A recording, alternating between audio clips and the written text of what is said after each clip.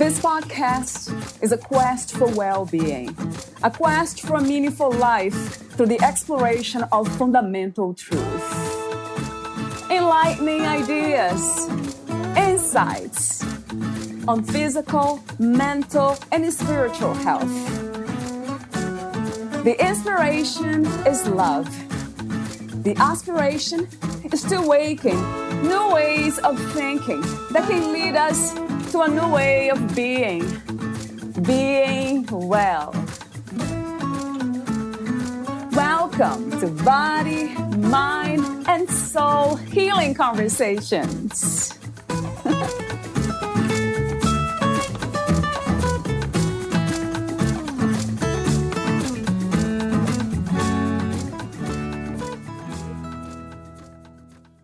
In her practice, Shannon Shiels specializes in fostering personal growth and enriching relationships between people. Clients often go to her for assistance in navigating difficult or unexpected life transitions. Being a mediator by nature allows Shannon to connect with clients warmly and compassionately. As a therapist, she specializes in working with people who are experiencing anxiety, perfectionism, shame, issues related to their family of origin, betrayal trauma, and hidden abuse. She helps clients with relational struggles to identify their negative interaction cycles and communicate more effectively. Valeria interviews Shannon Shiels. She is a licensed professional counselor and licensed marriage and family therapist in Texas. Shannon received her Bachelors of Science degree in psychology from Texas Christian University and her Masters of Science degree in marriage and family therapy from Texas Wesleyan University. She owns a Highland Family Counseling, a private counseling practice in Grapevine, Texas. Before opening her private practice, Shannon counseled individuals and their families, receiving psychological treatment in both the hospital and outpatient level of care. Some of Shannon's work was featured in the book Solution-Focused Narrative Therapy by Linda Metcalf. Shannon has advanced training in emotion-focused therapy and Gottman Method couples therapy. She is a Gottman Seven Principles Program leader and is trained as a prepare, enrich facilitator for premarital counseling. Shannon works primarily with couples and individuals struggling with relational issues and has a special interest in helping others heal and transform from the pain of relational trauma and betrayal. Meet Shannon at highlandfamilycounseling.com. Here is the interview with Shannon Shiels.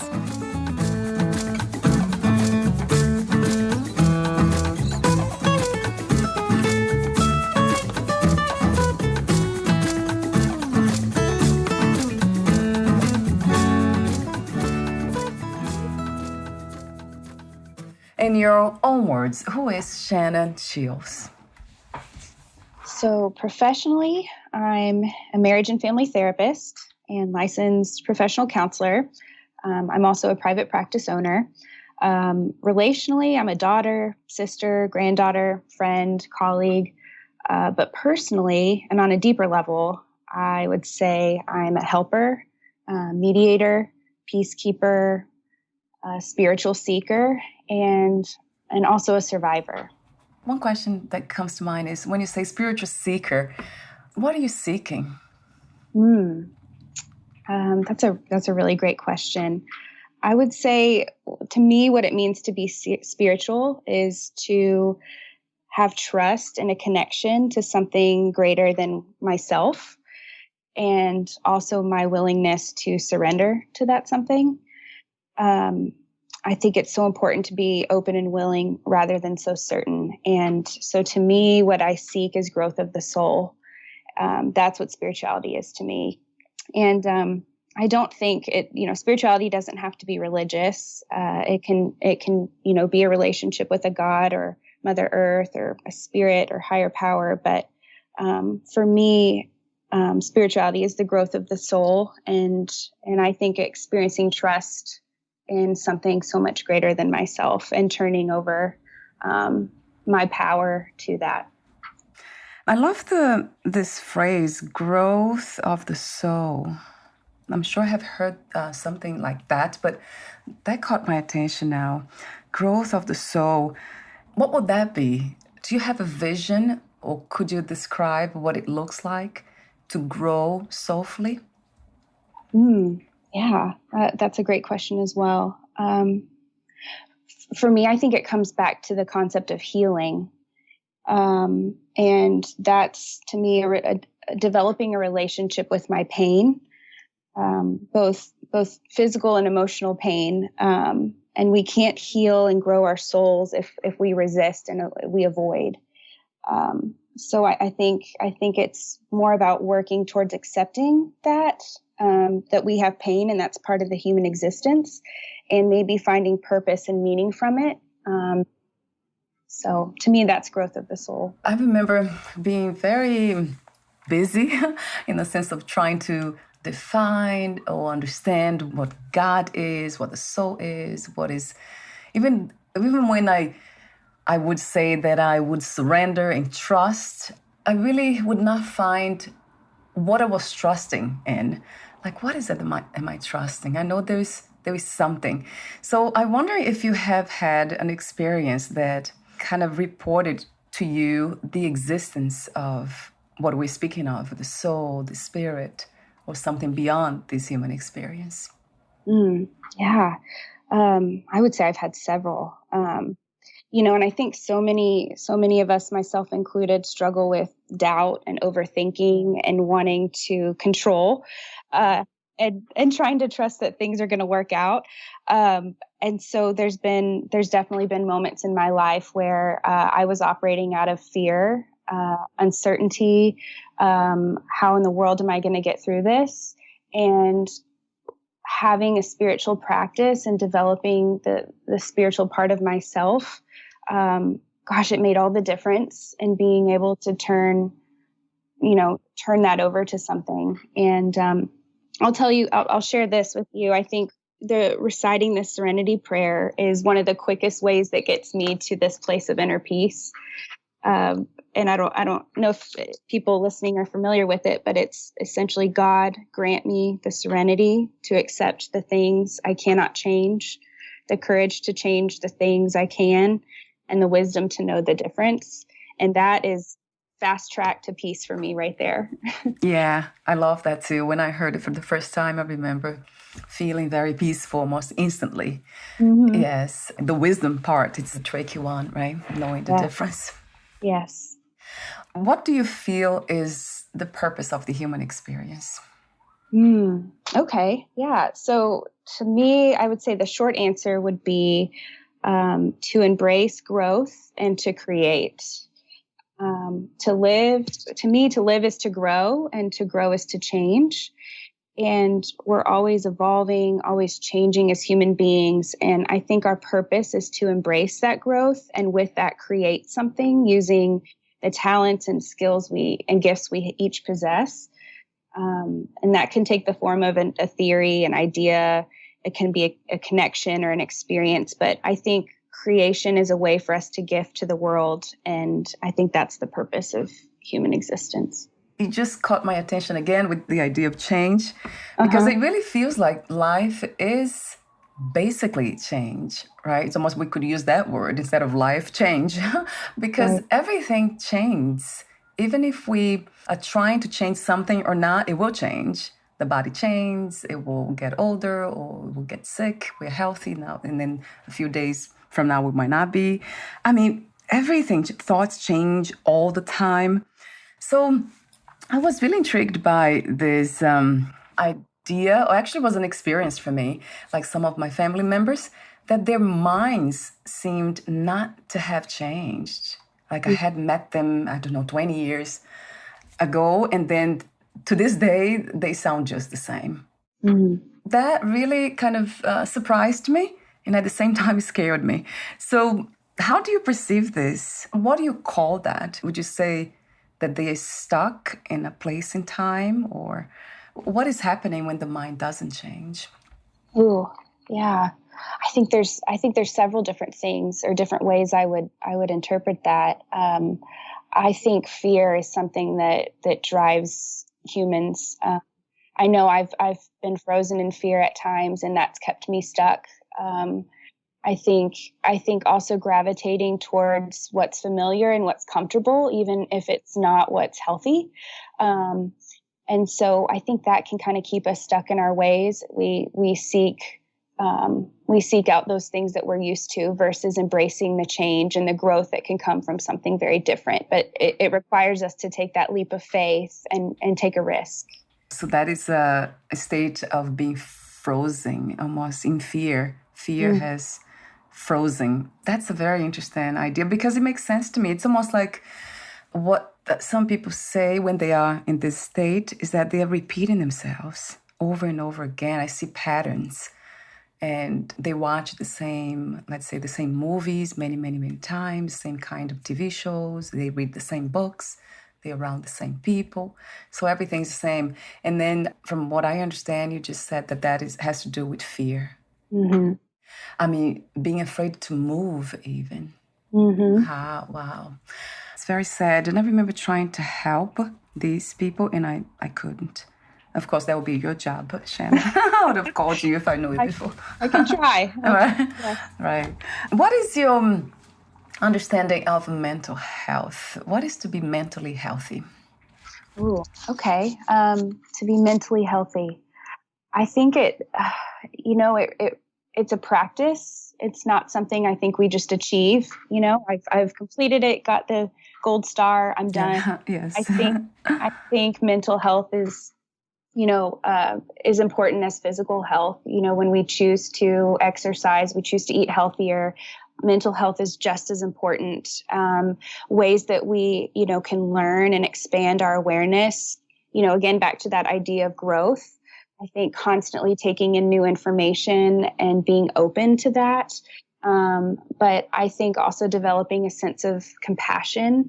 I think a lot of people kind of underestimate the importance of developing a relationship with themselves. It's easy to say my issues and my stressors are because of these people in my life, but also developing a really healthy relationship with yourself is essential for mental health. Yes, of course. And I have talked to so many people here about this concept of self-love. If we are to love somebody else, then we need to love ourselves first. That's the foundation for everything. And I remember a couple of people disagreeing with that idea, that it's possible to love others first and then learn how to love from that experience, how to love themselves from that experience, because they get so much love back that then they start loving themselves. I don't know. I mean, that could happen, right? Have you heard that happening before around you? Or? Yes, I've heard those debates as well, and I can definitely see both sides. I think that I'm careful to go one extreme or the other, but I would say we're hurt in relationships, but we also heal in them, and to have a healthy person, a loving person, a trusting person, walk alongside of you in a journey of self-love and self-discovery, I think at times is very much needed. So I think either is possible. That makes sense. I remember when my father was bitten by a snake, a venomous snake, and then they took him to this specializing institute, like snake, venom institute or whatever they call it.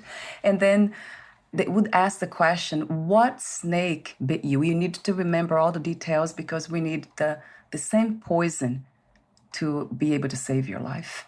Mm. So that kind of makes sense what you said about being hurt by people and then be healed by them. Mm-hmm. I remember that with my father and the snake. So that kind of came to me now for some reason, listening to you. What is love to you, Shannon? Love. It's a noun and a verb. I know that. We can feel it, but we also have the choice to show it and express it. And from what I've studied and experienced and seen, it's very complex. And for me, it's a deep sense of affection and an intimate expression for another person. And in the cases of self-love for oneself. And I think when love is real and present, when the tone of the relationship brings out a sense of peace and softness in you, rather than the relationship bringing out a survival response in you. Would you say that that's the question that I often ask? What is the goal of anything like relationships, a loving relationship? What would be the goal to stay in that peaceful place, as you just described, the place that will, or a person that will bring the best out of us? Or kind of be open to the dance of it all, of whatever comes to us from that relationship. Yeah, I think the key word though is openness and willingness. You know, if as soon as we feel like or think that we have it all figured out or that we're so sure, I think that is when I think we can be at odds with other people. And so in a relationship, just to stay open and willing and knowing that change is inevitable, you know, especially two people in a relationship, both people are evolving, both people are growing, there's new experiences, there's new input. And I think just being open and willing is really the foundation of it. Right. Yeah. To me, that's, I would define love as being open, but from that perspective, because once we are open, then everything's possible. So everything. And with that in mind, something else came to me just now about being certain of certain things, for example, spiritual knowledge. So that's one of the things that I practice every day because I want to get to the point of certainty. So with that in mind, that's my personal quest. But for you, what are you sure of? What is something that you know for sure, that you can say for certain, I know? Say for certain, I know. Yes. I would say back to what we were discussing a minute ago, that we are hurt in relationships. Pain is inevitable, but we're also healed through relationships. I know that to be true because I've experienced it myself. And I also know that healing takes time, and it's not something that we can rush and you know, speed up and jump ahead to the other side without any pain or speed bumps. And so I know that to be true, that, and in my own experience and in walking, you know, clients through it too, that there will be pain, but gosh, on the other side of it can become something so beautiful. And I do know that to be true. I've seen it. That resonates true. Yeah, thank you for saying that. That sounds like it's coming from that place of openness, just dancing with that song of life, suffering, pain, pleasure, and all of it. Yes. Your bio says Shannon has a special interest in helping others heal and transform for the pain of relational trauma and betrayal. Of course, I read about you before. I have some information, but not everything. So is that okay to share what personal experiences or experience do you have with relational trauma and betrayal? Yes, that's definitely okay to ask. I appreciate you asking it. I think I'll start just from the beginning of what brought me into being a counselor. I was always interested in human behavior growing up and wanted to understand why people did what they did. I was introduced to counseling myself as a teenager when my parents were going through some tough times in their own marriage. And ultimately, they ended up getting divorced when I was about 20 and studying psychology in college. But for years, I wanted to make sense of it, and I found myself in this state of wanting to dissect it. I wanted to understand where they each were coming from and, you know, what led them to do what they did. So from then on, I was really fascinated about couples and how two people from different backgrounds could be drawn to each other and make a relationship work. So I started working with couples of all types of issues for years. But I niched more into betrayal work as a result of my own marriage falling apart. And if you've ever heard of the depiction of the frog in boiling water, it's that, you know, you put a frog in a pot of water at room temperature and turn the heat up slowly over time.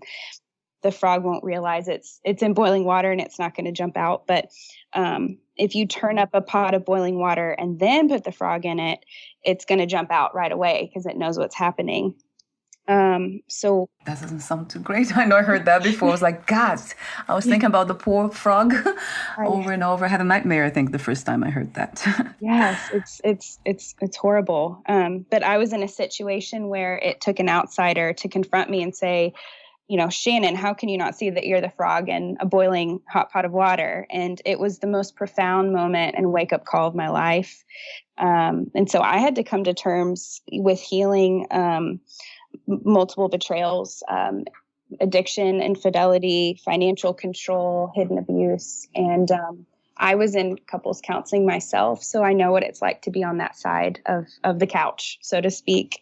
And ultimately, I left the marriage because it wasn't safe. But my healing journey wasn't through reconciliation with the relationship. My healing journey was a result of reconciliation with myself. And I now know I have a greater calling to help other people and a passion in working with betrayal because I've come through the other side of it, and there's so much beauty in healing from pain. So, what makes us to choose people or invite people in our lives that will eventually abuse us? Because they must have already some of those seeds. That's who they are or what they think they are. So my question is, how can we recognize people that we invite into our lives from the very beginning? That's such a great question. I have so many thoughts and so many answers, but I'll keep it concise. I will say part of it, again, back to the relationship with oneself, a sense of worthiness, a sense of, what is, okay with me and what I'm willing to accept and not accept in terms of behavior of other people. That's something I think that, we can discount at times when we're in love and there's hormones flowing and it feels nice in the beginning. But boundaries, I think a lack of those can go a long way. And but as in terms of how we're gravitated, why we gravitate towards these types of people, I think sometimes it's familiar. There can be family of origin stuff where maybe we had a parent or, someone from our past or a previous relationship where there was that kind of a dynamic.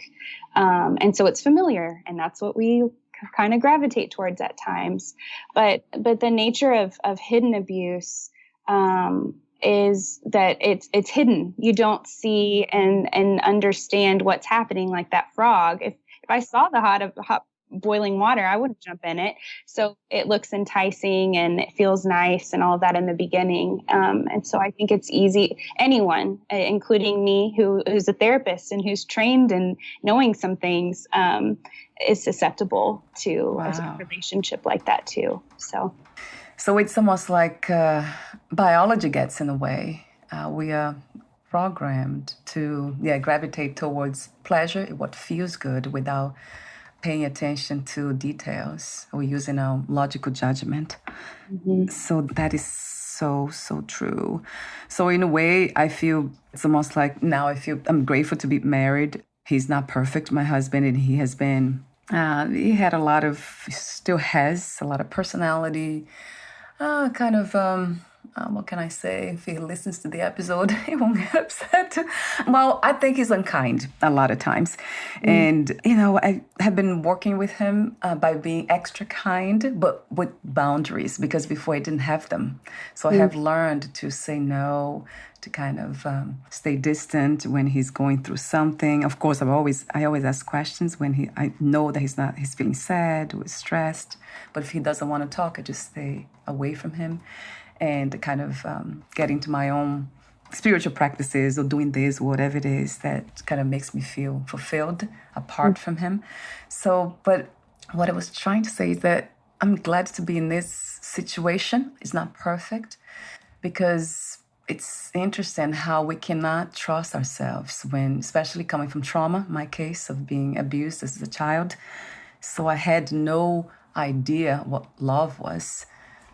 And then I couldn't trust my own intuition. And I don't know if I can even now, which is with men, I don't think I could, which is interesting. And I wonder if it ever goes away. Do we ever heal from those deep-seated traumas, Shannon? Mm. I think healing is, we're always healing in the same way that we're always growing. Yeah. Mm.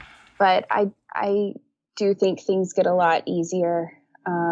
It's not always so much pain in the beginning, but I like what you said in terms of, when we are faced with betrayal or abuse or, a toxic relationship, we develop a distrust in ourselves and our own judgment and our own reality and perspective. And so part of healing is learning to trust ourselves again. And because our whole perspective is changed of the world, of people, of everything. And so part of the healing is learning to trust again.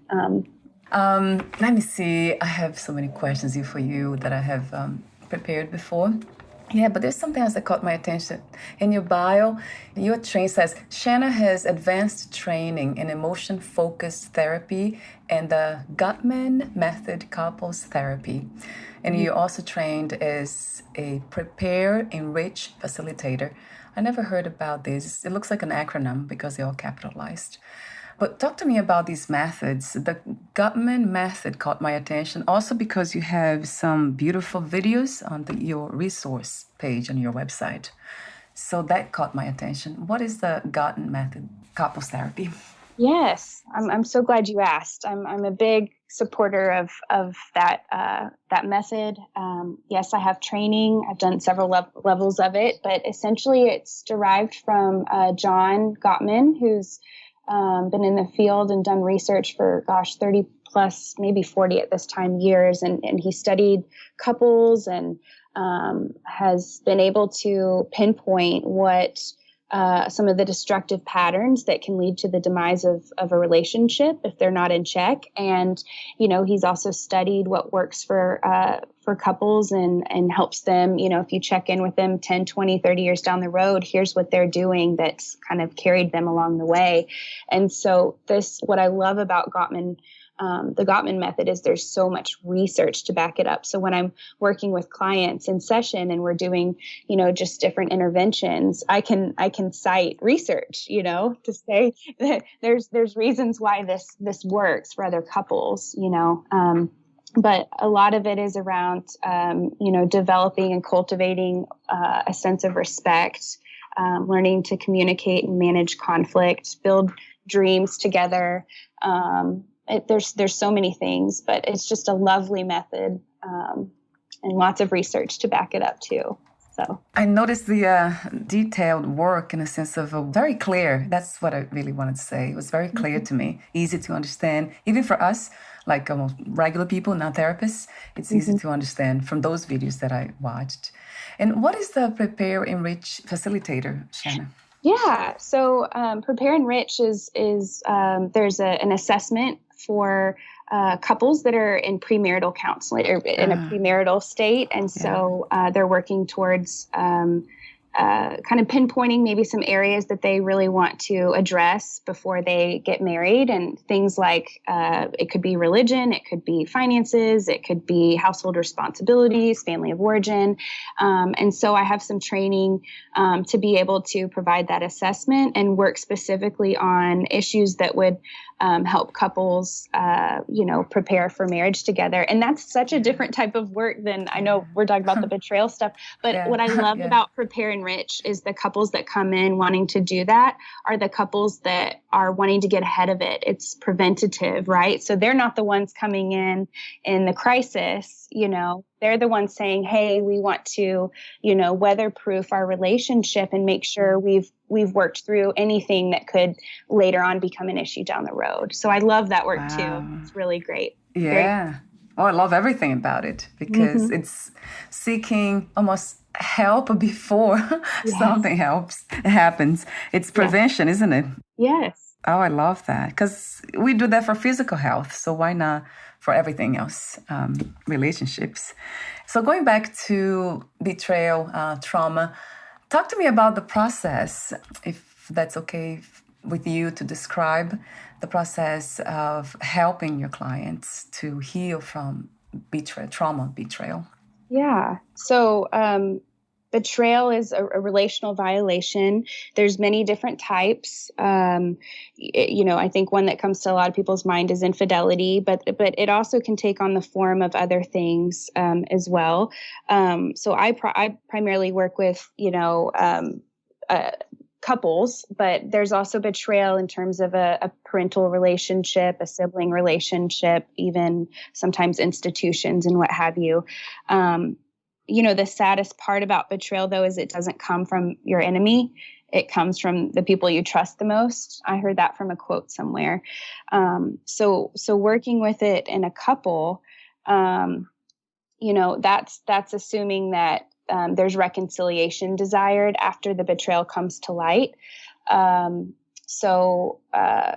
There's also situations where it's not appropriate for someone, and in the cases of abuse, hidden abuse, it's not appropriate to see that couple together in the healing process. So I do want to kind of differentiate between that betrayal healing and other types of betrayal healing. So how I work with couples is one of the biggest hurdles is the lying. I hear that so oftentimes from the betrayed partner is, how can I ever trust anything that comes out of this person's mouth again? And so there has to be an opportunity for the person who is betrayed to ask, questions and get honest answers. And for the person who betrayed to be very open and clear about their transgressions in order to start that process of building trust back. And does it happen often, Shannon? The trust, that's, I know I almost want to make it a forever thing, a destination thing, the trust idea. But do they get to trust themselves again in that whole sense? Yeah, that's a great question. I can say it does take a long time.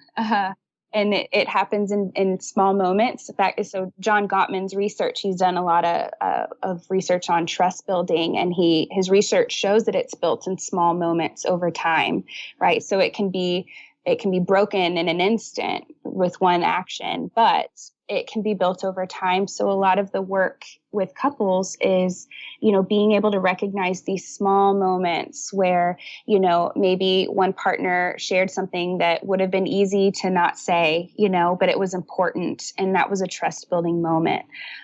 And so to be able to kind of build up those small moments over time, but it does take a lot of work, but it is possible to build trust back. And I've seen couples where you wouldn't believe what the betrayal was. And we worked for several years, but we got to a place, they got to a place of being able to trust again. And it's beautiful. Another question that comes to me is the reason. What have you found to be the main reason to rebuild the trust instead of getting a divorce? Ooh, that's a great question. Why someone chooses to reconcile? Yeah. Yes, right. A lot of times, and I know today isn't so much about like why people betray or why people cheat. There's a lot of other research, and we could do a whole nother podcast on that one, because that's an important piece of it. But people choose to stay, I think at the heart of it, a lot of times the person who betrayed didn't want to hurt the other person. They weren't really thinking about the consequences. And the act of the betrayal wasn't necessarily because they wanted out of the relationship, right? So sometimes the secret's out, but it's not, they didn't do the act because they didn't want to be with the partner any longer. There are some of those cases, but a lot of them are not. Oh, wow. So it has to be analyzed, of course, the reasons why. That's why you said that would be a whole new podcast, because the reasons why people betray. Yeah, that made me think about my husband, too, because I remember his brother betrayed him. That was the biggest betrayal of his life, he says. So when you mentioned connection, so in order to feel the hurt of that betrayal, then it has to come from attachment, from strong bond. So from love, basically. So it's almost like that's the good side of it, because when I think about the connection, that love that they used to have, it's just a beautiful thing. Even to have that experience in this lifetime. be able to really connect with someone. Yes. So we're almost at the end. I do have a few more questions for you, the ending questions. But before that, Shannon, would you like to add anything else that you left unsaid? Ooh, I think I would say for anyone who is trying to figure out where in the world do I start? How do I get help? I'm healing, or I'm suffering as a result of a betrayal. I really encourage them to reach out to a professional therapist if that's something that they're open to doing. Make sure that therapist works with trauma. Betrayal trauma specifically. There's a lot of therapists out there who don't have the training or the experience, and it's so important that that someone is working with a professional that's trained in this area.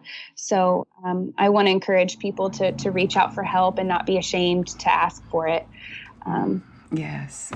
And I mentioned, I think off record, about not interviewing anybody about this specific area of betrayal. So it's very unique in a way, although it's not, I know it's out there, but it's not as common as we think it is.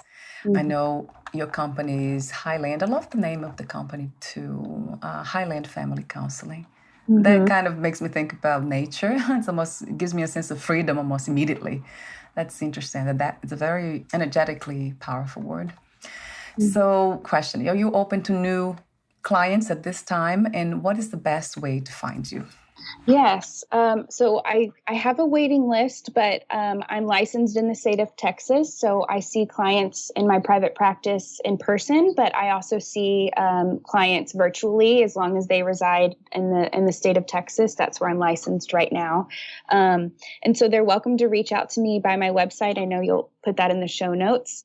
So if anyone has any questions, wants some suggestions for resources, or where do I start, even if they don't want to work with me as a client, I'd welcome any questions if I could help anybody. But that would be the best way to reach me. And I've got some great resources on my website as well. And I also will have some articles that I'll be posting here pretty soon. So they can check that out. Yes, and I'll have the link on your website, your podcast profile. 2 questions before we end the conversation for today. What is another word for healing? Another word for healing. I would say, first thing that comes to my mind, stillness. To be still in the moment, to be one with the present, and just to welcome whatever comes next. But it requires us to be still in order to know what we need to do next and how we need to go forward as a result of the pain. So stillness. Yes, I love that. That's another insightful, beautiful, and necessary message for all of us. And with that in mind, is that something that you work with your clients as well, mindfulness meditation?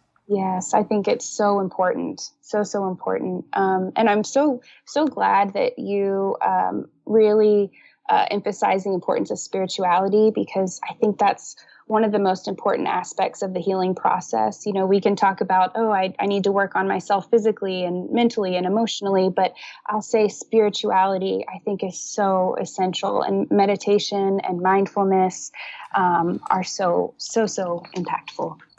Boy, yeah. I found out the hard way and the good way. And meditation, stillness, that's, to me, that's the answer, but that it takes commitment and effort to get there. So that's why you're here and so many other beautiful guides in this reality. Thank you, Shannon. Yeah, thank you. And my last question to you is this one. What are 3 experiences you wish everyone to have before they lose the body, before they die? I wish that people could face a fear and overcome it so that they could see how courageous and brave they really are and they can be. I wish people could experience true love for what it is, peaceful, soft, accepting, safe. And I think I would say I would hope people can have some type of a spiritual experience and be able to connect with something greater than themselves, because I didn't realize that until I went through my own journey, that's why I'm still here today, having embraced that part of myself. So I would hope that and wish that for people if they're willing and open to take on that journey. Oh, I love your wisdom, your natural wisdom, your heart-centered wisdom. Thank you so much, Shannon, for your presence here today, for being you, for being open to life, for being vulnerable, not being afraid to be vulnerable, and come from that place as a therapist. You talk about the things that you went through yourself. So it's beautiful to see that. Yeah, really beautiful. Thank you so much again. Thank you for having me. I appreciate it. Yeah, we'll talk soon. Bye for now, Shannon. Bye. Bye.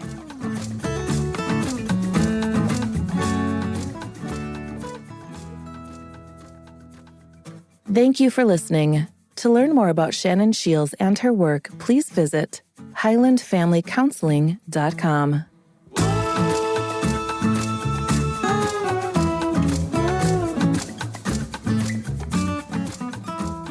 To learn more about this podcast, please visit fitforjoy.org/podcast. Thank you again for listening, and bye for now.